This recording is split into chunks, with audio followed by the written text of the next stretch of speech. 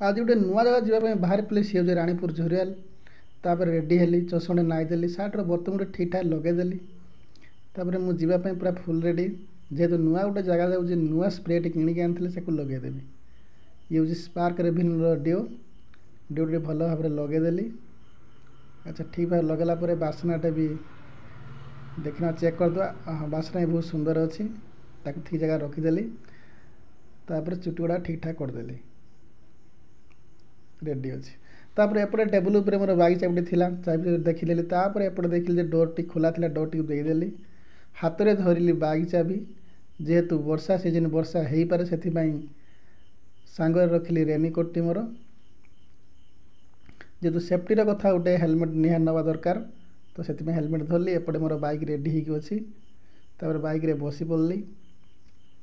Bike ठीक भाव check करदेली engine चलुची कि नहीं एपटे देखला ठीक अच्छी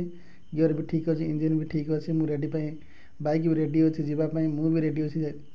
जीवाई चलो माड़ी चलो एपटे बाटर आसु आसु देखिली बहुत जोर वर्षा है से गोटे दुकान पाखे किस समय छिड़ा हो गली एपटे भावुए वर्षा तो है लेट भी बाहर किमी दूर जगह पहुँचमी मनर मन माँ को प्रार्थना करता हठात वर्षा टे कमिया को लगला देख तो वर्षा संपूर्ण भाव में छाड़गला तापर मुझे रेडी होली माँ को कृपा निहाती मोहर जेहेतु वर्षा टोटाल छाड़गला निहाती गोटे एक पुणी आसी पहुँची गली टिटलागढ़ जेहती आमको स्वागत करता मुझे तेल टांकी गली तेल किसी तेल पकईदेली जेहेतु दूर बाट जी एपटे लिखाई रानीपुर झरियाल 41 किलोमीटर से रोड दे मुझे सीधा चलली से बाटर देखिली बहुत सुंदर भाव में गोटे दृश्य को अति मत विमोहित कला से किस समय छिड़ाली आउ से दृश्य को अनुभव कली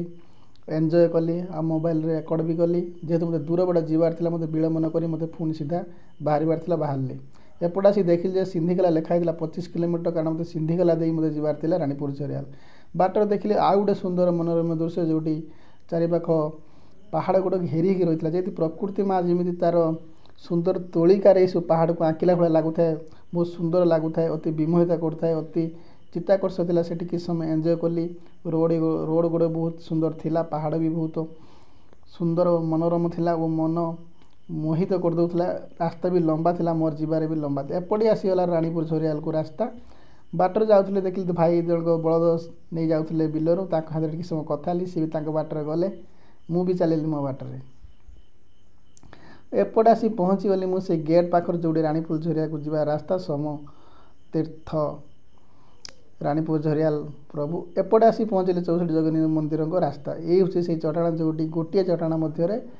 64 जगन्नाथ मंदिर अच्छी एपटे वर्षा भी हो सारी जेपाई पानी टिके टिके रही जाइए मु आस्ते आस्ते माड़ी चली से मंदिर पाक जिते बाट आगू चलता मन पूरा व्याकुत होता है किमी देखी से मंदिर मन आ मन बहुत व्याकुल भी होता है उत्साहित बहुत था कि से मंदिर देखी फास्ट मंदिर देखिली तापर आ गोटे मंदिर पुणी आ गोटे मंदिर देखिली एपट साइड देखिली से मुख्य मंदिर जोटी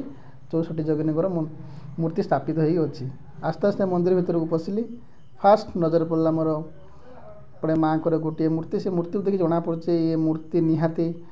1000 वर्ष तलर होती कारण मूर्ति गुड़ा सब भग्न अवस्था हो जाती गोटे गोटे मूर्ति निहाती सब भांगी गला कारण ये सब रक्षणाबेक्षण ठीक भाव होना पाखापाखि 1000 वर्षर निहाती एपटे सिक्यूरिटी भाई मैंने मंदिर सुरक्षा बस से काम भी कर गोटे गोटे मूर्ति देखु था मनरे बहुत कथा मुकी मार था किए ये सब मंदिर तैयारी करथिला ये मूर्ति किए तैयारी करथिला केते चित्ताकर्षक जो मूर्ति तैयारी होती से समर ओडिशार कारीगर मानकर कारुकार्यता केते सुंदर थिला केते दक्ष थिला आ गोटे गोटे अलग अलग मंदिर थिला अलग अलग मूर्तिर अलग अलग कहानी मुझे बखाणु थाए आ जो जगार मूर्ति गुड़े भांगी जाए बाहाजे से प्रतीक स्वरूप गोटे पत्थर सब रखाई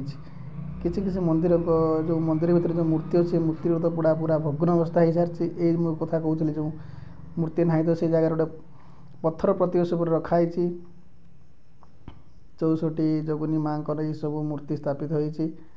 बहुत श्रद्धा ये आसुँच दर्शन कर मुझे आज आसी लुहार बाड़ गुड़िक सुरक्षा देवाई रखाई जपरी भाव में जहाँ भी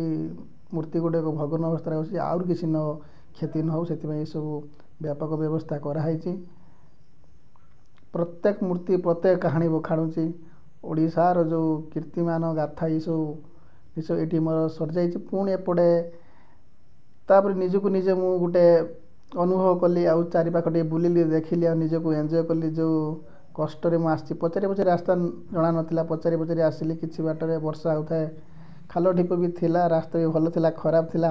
ତାରି ମଧ୍ୟରେ ମୁଁ ଆସି ପହଞ୍ଚିଲି। ଏବେ ବହୁତ ଖୁସି ଲାଗୁଛି ଯେହେତୁ ମୁଁ